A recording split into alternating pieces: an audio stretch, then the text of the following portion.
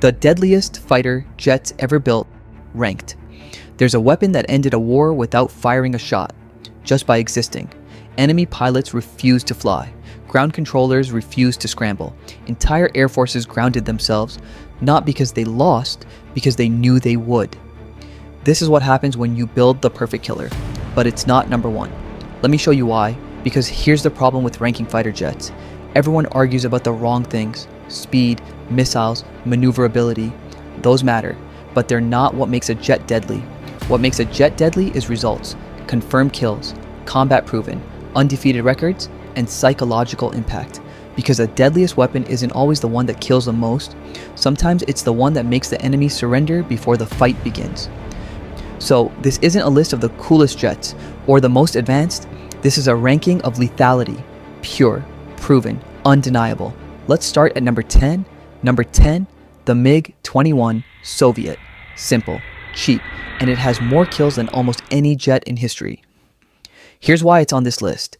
The MiG-21 was mass-produced, over 11,000 built, more than any other supersonic fighter. It was exported to 60 countries, Vietnam, India, Egypt, Syria, everywhere, and it fought everywhere. In the Vietnam War, MiG-21s shot down American jets. Not many, but enough. They were fast, small, hard to see on radar. American pilots called them flying pencils because that's what they looked like, a dart with wings. But the MiG-21 had a flaw, range. It could only fly for 30 minutes before running out of fuel. This meant it had to fight close to home, hit and run. Never pursue. But in that role, it was lethal. India still flies them. Pakistan still flies them. Dozens of countries still operate MiG-21s because they work. Not elegant, not high-tech, but effective. That's number 10. Now let's talk about number 9. Number 9, the F-4 Phantom II. American, brutal, proven in combat. The F-4 was designed in the 1950s. It wasn't supposed to be a fighter. It was a fleet defense interceptor for the Navy. But then the Air Force saw it and realized this thing is a monster. Twin engines, massive payload, can carry over 18,000 pounds of weapons, more than a World War II bomber. The F-4 fought in Vietnam. Over 100 confirmed kills. It carried missiles, bombs, rockets. It did everything. Air superiority, ground attack, reconnaissance. This was the first true multi-role fighter, but it had a problem. No gun. The designers thought missiles were enough. They were wrong. In Vietnam, missiles failed constantly. Electronics malfunctioned, missiles missed. And when you're in a dogfight with no gun, you're defenseless. So they added a gun pod, mounted under the fuselage. Pilots called it the solution. And it worked. The F-4's kill rate improved immediately. But here's why it's number 9. The F-4 wasn't just used by America. Israel flew them, and in Israeli hands, the F-4 became legendary. In the Yom Kippur War, Israeli F-4s destroyed Egyptian and Syrian air forces. Over 100 kills. They flew low, fast, aggressive. The Arabs called them the flying tanks, because they could take damage and keep fighting. The F-4 is retired now, but its legacy lives on. It proved that a jet doesn't need to be pretty, it just needs to work. Number 8, the Eurofighter Typhoon. European, modern, deadly. This is the jet people forget about, because it's not American, not Russian. It's a collaboration, UK, Germany, Italy, Spain, 4 countries building one jet. That should have been a disaster, but it wasn't. The Typhoon is fast, Mach 2, highly maneuverable, canard wings, delta design. It can turn faster than almost anything in the sky. And it has one advantage over American jets. It's designed for European combat. Short range, quick response, high speed. American jets are built for long-range missions, flying across oceans. The Typhoon is built for defending European airspace. And in that role, it's perfect. But it hasn't been tested much. A few missions in Libya, some patrols in Syria, no major air-to-air combat, so we don't know its full capability. But in training exercises, it holds its own against F-15s, sometimes wins. That's number 8. Now things get serious. Number 7, the F-16 Fighting Falcon, the most produced Western fighter jet in history. Over 4,600 built. Here's why it's deadly. The F-16 is small, light, cheap, and it can do almost everything. It was designed as a lightweight fighter, something fast and maneuverable, not loaded with weapons, just nimble. In a dogfight, the F-16 can outturn almost anything, but then the added capabilities. Multi-role, air-to-air, air-to-ground, precision strikes. The F-16 became a workhorse, and it's been used everywhere. Israel, Pakistan, Turkey, Greece, over 70 countries operate F-16s, and they've racked up kills. Israel alone has over 50 confirmed kills with the F-16. Pakistan used them against India, Turkey against Syria. The F-16 is still in production, still evolving.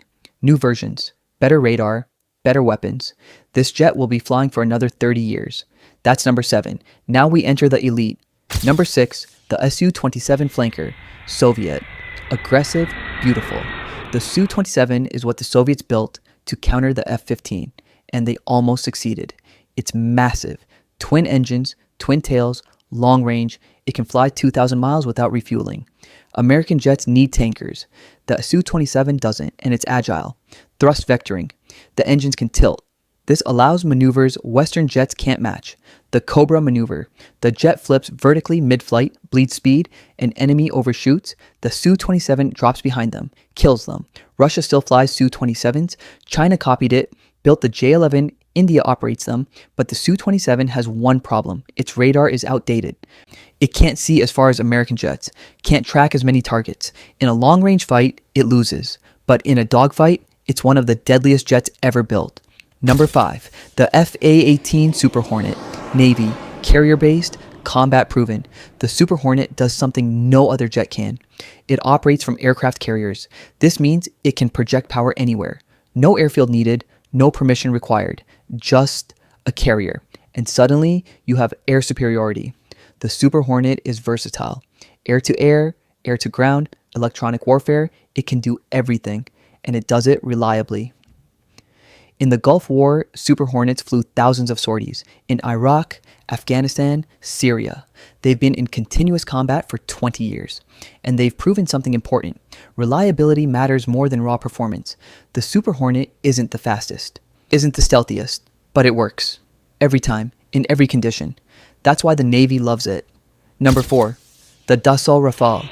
French, elegant, lethal. The Rafale is what happens when you ignore everyone else.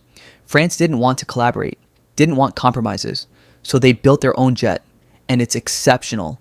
The Rafale can do everything: air superiority, ground attack, nuclear strike, carrier operations, one jet, all roles, and it's been used Libya, Mali, Syria, Afghanistan. The Rafale has proven itself in combat. France uses it. India bought 36 of them.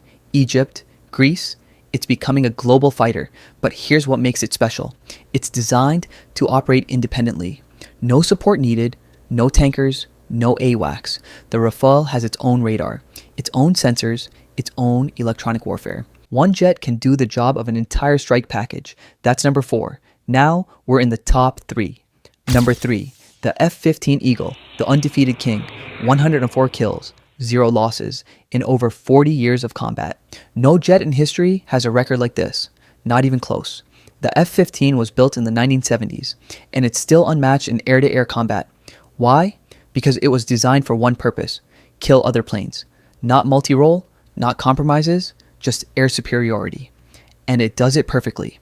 Long-range radar, 8 missiles, speed, power. In a fight, the F-15 sees you first, shoots first, kills first. Israel operates F-15s. Saudi Arabia, Japan, every country reports the same thing, undefeated. And the US is still building new ones. The F-15EX, even more advanced, even deadlier. Because when something works, you don't replace it. You refine it. That's number 3. Now, the top 2. Number 2, the F-22 Raptor. The most advanced air superiority fighter ever built.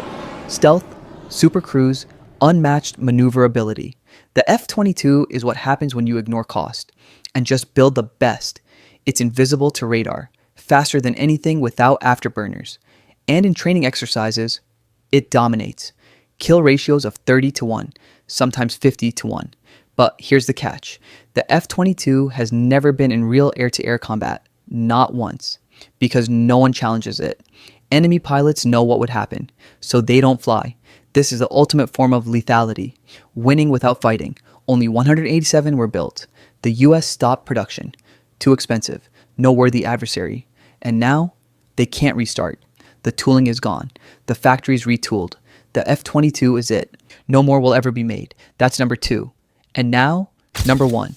The F-35 Lightning II. Wait, the F-35? The jet everyone calls a failure?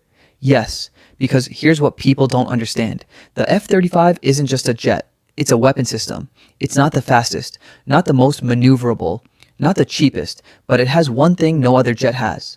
Information dominance. The F-35 sees everything, processes everything, shares everything. If one F-35 detects a threat, every F-35 knows. Every allied aircraft knows, every ship knows, every ground unit knows instantly. This creates a battlefield advantage that's impossible to overcome. You can't hide, can't surprise, can't outmaneuver, because the F-35 sees you, and everyone else sees you too. And there's another reason it's number 1. Numbers. The US is building over 2,400. Allies are buying hundreds more. By 2030, there will be over 3,000 F-35s. This isn't just a jet, it's air dominance. Global, permanent. The F-22 is better in a dogfight. The F-15 has more kills. But the F-35 will reshape warfare because it's not about one jet. It's about the network. And that's the future. Not individual superiority, but collective lethality. So that's the ranking. The deadliest jet isn't the one with the most kills or the best technology. It's the one that changes the rules. And the F-35 has done that because in the future, air combat won't be about jets fighting jets. It'll be about systems fighting systems, networks fighting networks. And in that fight, the F-35 has already won.